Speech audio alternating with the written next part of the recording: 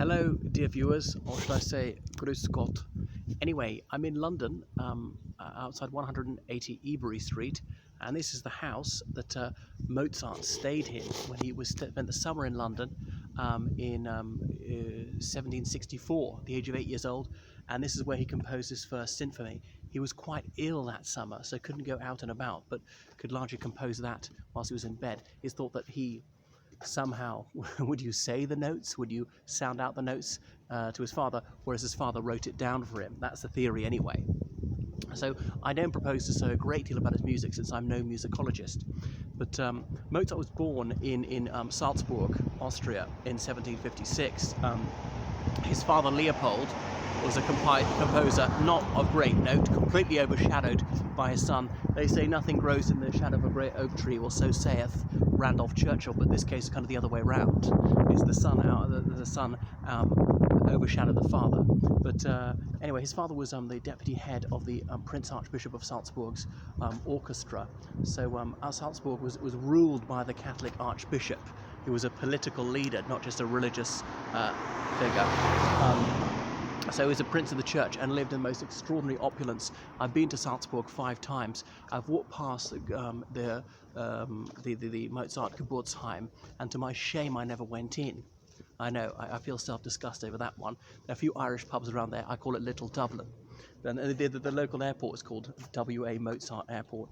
Anyway, he had 5 elder siblings who'd all died in childhood, and then one who'd survived, his sister, Nannerl, to whom he was quite close, who was also musically gifted. So he was a prodigy. But the other thing is, there's a sort of 10,000 hours theory. To be outstanding at anything, you have to put in at least 10,000 hours. Now, I tried to do that with my avidity for reading, becoming a bibliomane, and all the rest of it. But this comes at a cost, because comes at a cost for him, because he did little besides music. He wasn't that good at reading or writing or anything else, because he was playing instruments really as soon as he could pick one up and singing. So yeah, there was a relentless musical education. There was no rule about having to have a rounded education, and indeed no rule that you had to go to school at all. So the family was quite comfortably well off, and the boy was exceptionally talented, and soon his father moved to Vienna, gave up his salary position, and they toured Europe showing off his talents. Had to try and secure invitations from the crown heads of Europe, various noble families. So we're living in the Holy Roman Empire, this smorgasbord of 360 states, some of them really totally independent. The Holy Roman Empire had more or less a theoretical existence. Some of them were semi-independent, some of them were not independent at all. They had various sort of relationships to the Holy Roman Emperor, who was the Habsburg, as in who ruled Austria. So there were German-speaking states, there were non-German-speaking states. It was much of Central Europe, a very complex situation that was only dissolved in 1806 at the Peace of Pressburg. After the Battle of Austerlitz, Napoleon met the Habsburg representatives at the Archbishop of Bratislava's Winter Palace, and they signed the treaty. The building still stands. I've been in there.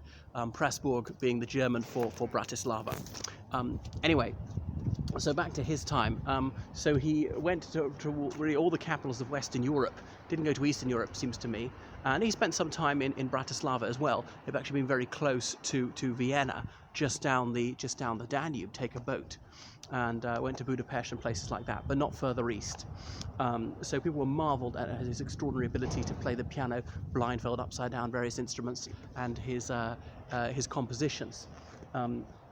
Anyway, so he came here to London, and he also stayed in Soho. There's a blue plaque where he stayed in Soho too. I'm going to show you down here the statue of him, so London remembers him fondly. Wolfgang Amadeus Mozart, but that wasn't his proper name. It was really Johannes, let me see, Christomom Wolfgang Amade, if I got that right. So Amadeus as in love of God in Latin, or Theophilus really meaning the same in ancient Greek. I'm not quite sure what Chrysostomon means. Is it related to Christ, as in Saviour in Greek, Christos, or something else? Shows what I know. I never learnt ancient Greek. Anyway, so he later married. He had a few children, but he was not a good financial manager, and he had a friendship with Antonio Salieri. You may have seen the 1984 film. When Tom Hulce portrays him as this infantile buffoon with a maniacal laugh. and Salieri is played by F. Murray Abraham, who portrays him as this dark, brooding, calculating, vengeful chap who's really the villain of the piece. Well, Salieri was not vengeful, was not villainous either, and there were some fallacies in the play, but it was written by, I can't remember the playwright's name, it'll come to me, some British playwright, saying that Salieri promised the Lord that he would not not touch women, he would maintain his chastity, but that's not true. Salieri was married, he had several children, and Salieri was actually quite good to him, so his reputation was absolutely trashed by Hollywood. So here he is, Mozart, based on a portrait painted of him when he was 8 years old. Anyway, so he wrote the music to Don Giovanni, Così fan tutti, as in thus do all women. The magic flute, which is a send-up of the Freemasons. He was a Freemason and liked to ridicule them. The Marriage of Figaro, Le Nozze di Figaro, it's in Italian. Eine kleine Nachtmusik, a little night music. Other pieces, there's this French horn piece, I can't remember what that's called, it's a concerto or whatever. I don't know my musical terminology, forgive me. So he died in 1791 at the age of 35. And they say he was buried in a pauper's grave, which is not quite true, unless you're nobility, because the cemeteries in Vienna were filling up. They didn't have a marked grave, just into a mass grave, so he's got no known grave. So his wife and children did not live that well after that. But one of his most famous pieces is Queen of the Night.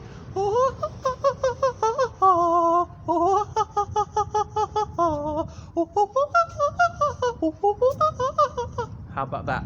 Could I be an opera singer or what? Well, I know someone who was an opera singer, soprano, but she said after she parturated, she could no longer quite hit those high notes. So that is Mozart. What a fascinating figure. All right, I shall switch it off now. Toodaloo.